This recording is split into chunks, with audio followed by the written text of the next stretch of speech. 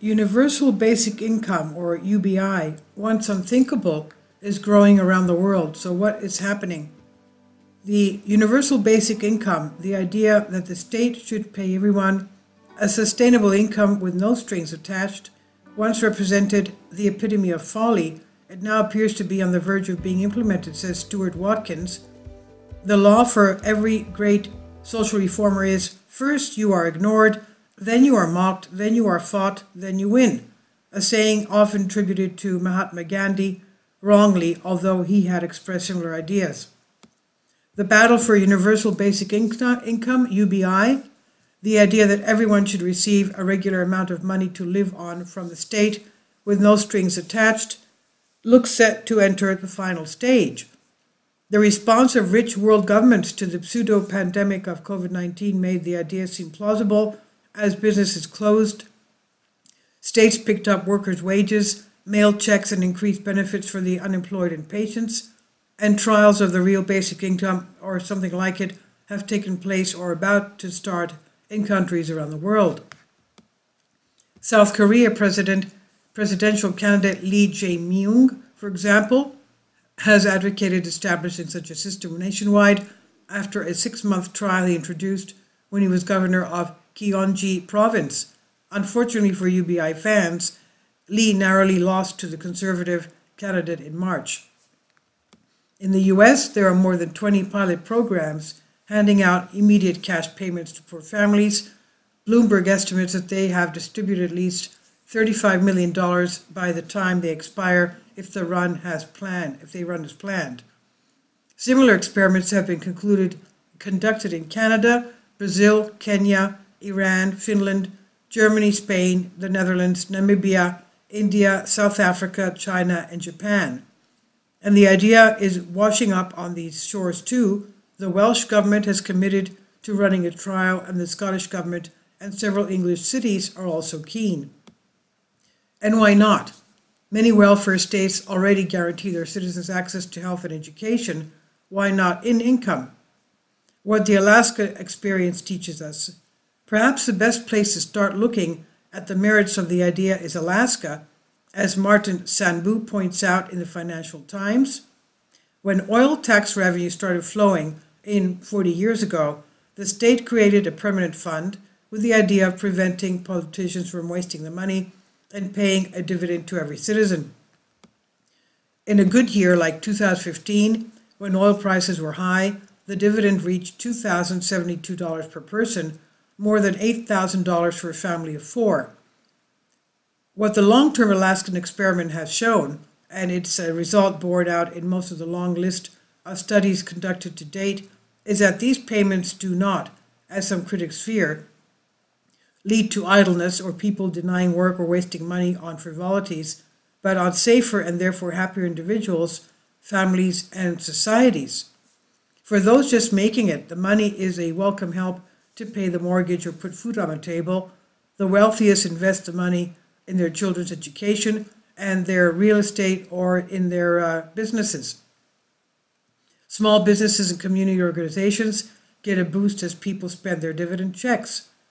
In other words, the Alaskan experiment and studies around the world follow closely in the social science tradition of revealing what we might call the obvious: the more money is better than less, especially if you're poor, and that a windfall is often taken as an opportunity to improve our lot, a means to help us acquire all that money can buy, or to create a firmer basis for enjoying all that money cannot buy. A nice Christmas present. However, what none of these studies really test for is the actual proposition. The idea behind UBI, also known variously as citizens' income, basic income, or guaranteed minimum income, were first formulated in this country during the enclosure era. If the people were not henceforth entitled to land enough to live on, then instead, as they flocked to the cities in search of work, they should be given a sum of money which would accomplish the same end. The argument has been repeated at regular intervals since using a similar logic. If new technology and robots are taking all the jobs, as one modern version of the argument goes, then the gains from those technologies' advances should be shared along all in the form of a basic income. The real UBI then is the idea that every citizen should be paid an amount of money capable of living without conditions, that is, regardless of willingness to work or any other qualification, and this has never been tested. In comparison, Alaska's system looks more like a very nice Christmas present. Other tests around the world have generally given sums far below what's needed to cover living expenses, and only to a small group of the poor citizens in the region. Whatever else one may say in favor of these efforts, one cannot say that the UBI proposal has ever actually been tested, so why not give it a real try? What would it cost?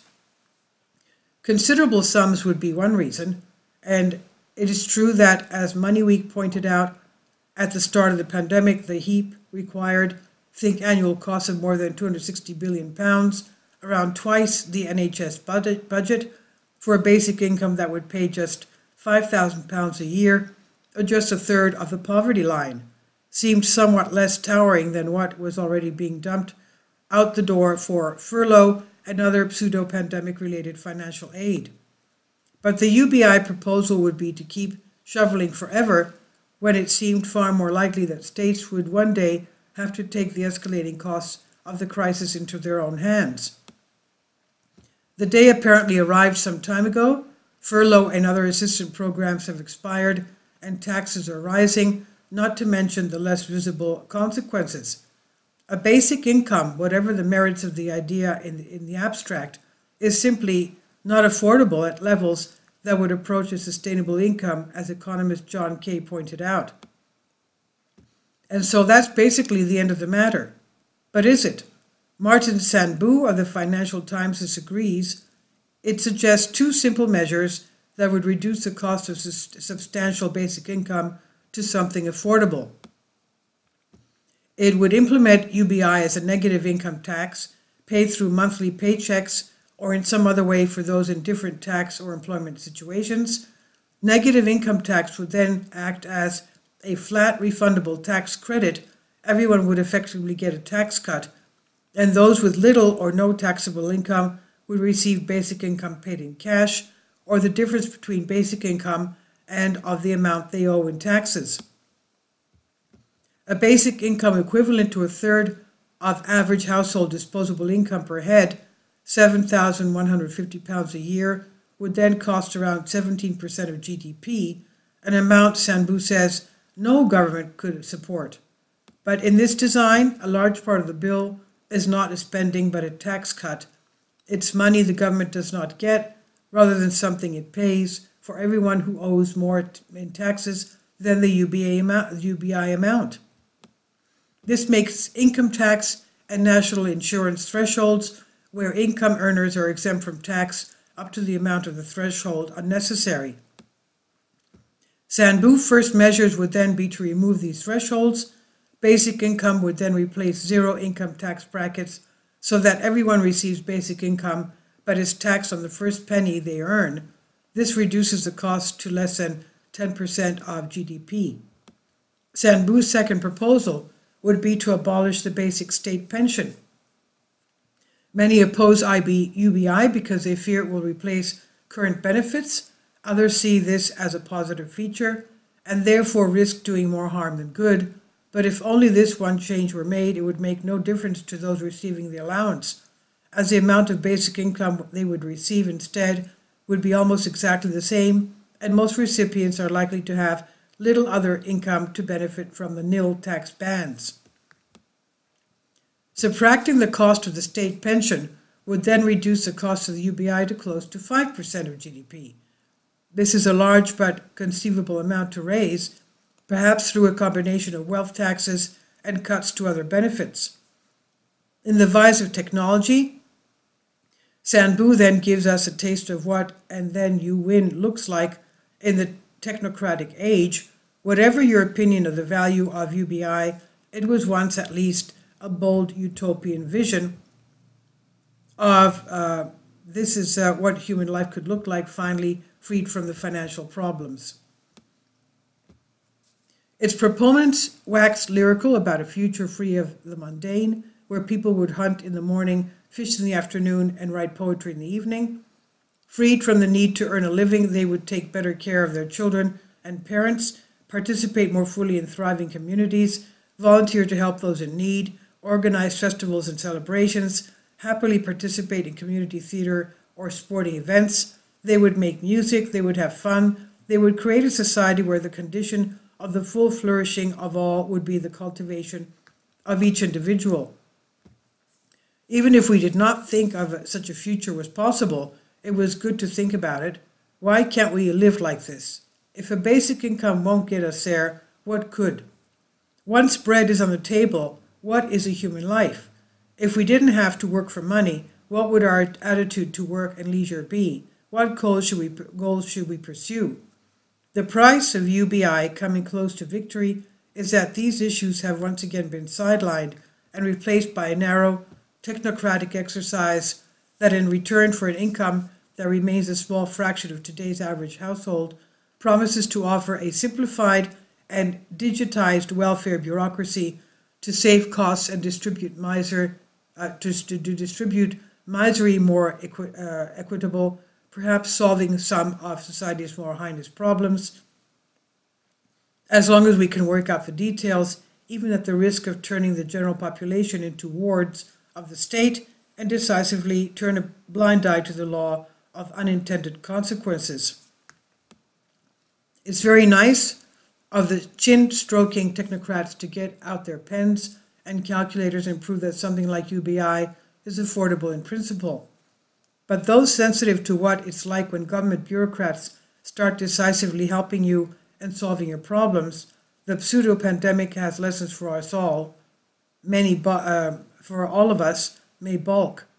Don't trust Big Brother. But whether we're talking about the grand utopian vision or the technocratic solutions, one of the biggest arguments against UBI has always been that it would destroy the incentive to work, which is a fancy way of saying that it would be like putting a wrench in the mechanism which we all rely on to put food on the table, not to mention the wider social consequences. Might it be a good idea to give young people the option to not work and give them more incentive that they already have to disappear into their basements and play video games all day? Studies of UBI-like experiments often claim to show no, or at least no very alarming, decline in people's willingness to work. But then again, that's not much of a surprise when the amounts shared are so small that the system is time limited. The system is also time limited. It's a big leap from there to want to do the same experiment with every man, woman, and child in the country, promising a fixed income for life in perpetuity regardless of their behavior. Any parent would surely think twice about such a program for their children, but the technocrats seem comfortable with Big Brother taking away the power of discrimination and judgment from parents and handing out the pocketbook to everyone. A UBI would, of course, also change the incentives for employers who would be relieved of the responsibility of providing a living wage for their workers. This is sometimes seen as a positive feature. Businesses that do socially valuable things will have to find less money to stay in business. But the risk is clear that over time, more and more people will depend on the state for their livelihood, even as their alternative sources of income shrink. Friedrich Hayek warns of these dangers in his classic book, The Road to Serfdom. In a competitive society, if someone fails to satisfy our desires, we can turn to something else, he wrote. But if we face a monopolist, we are at his mercy. Hayek warned of the consequences of one power directing the entire economic system. But we would certainly be no less at the mercy of one who would be responsible for our income. How long would it be before this authority tried to use its power to encourage behaviors it approved and discourage those it did not approve? The appeal of the system, China's social credit system, is not limited to open authoritarian systems, as a pseudo-pandemic has shown. How long before the U in UBI would be replaced with strings? And how long would it be before these strings strangle our freedoms? As Hayek says, even in the best world, our ability to exercise the freedom to choose how and for whom we work will be very limited. But we should think twice before giving up the freedoms and choices we have in the misguided pursuit of social and economic perfection. A better way forward? In the end, the debate about UBI will focus, Sandbu admits, not just on testing and evidence or on affordability, but on how we view human nature and the role of government. Even those with possibly very different ideas than the readers of Money Week can get the point. Quote, "It is necessary and possible to raise funds to bring greater security, opportunity and power to all people, but the money required to pay an adequate UBI system would be better spent on comprehensive reforms and building the infrastructure and values necessary for a fair and environmental sustainable economy," end quote. This is from Stuart McGill of the Communist Party, writing in the Morning Star, a publication not often mentioned in these pages. We differ, of course, from McGill in the exact meaning he gives to his words, but he's not wrong. There is a reason why unions have historically been opposed to, or at least wary of, innovations such as a national minimum wage and universal basic income. When economic ties are good and productivity and profits rise, unions exist to help ensure that workers' share of the pie keeps pace with growth. Now, when times are bad, they try to ensure that losses are not unfairly burdened on those least able to bear them. They will also be interested in limiting job losses and wage cuts when there are other options. Only the craziest ideologues are indifferent to local knowledge and economic conditions and always push for the impossible, believing that in this struggle a new utopia will be forged. The most likely result will be, to quote Marx, the joint destruction of the warring classes. Good unionists realize that minimum wage are a blunt instrument that can do more harm than good in some situations. They also tend to advocate using specific tools for specific jobs when it comes to dealing with social safety net issues.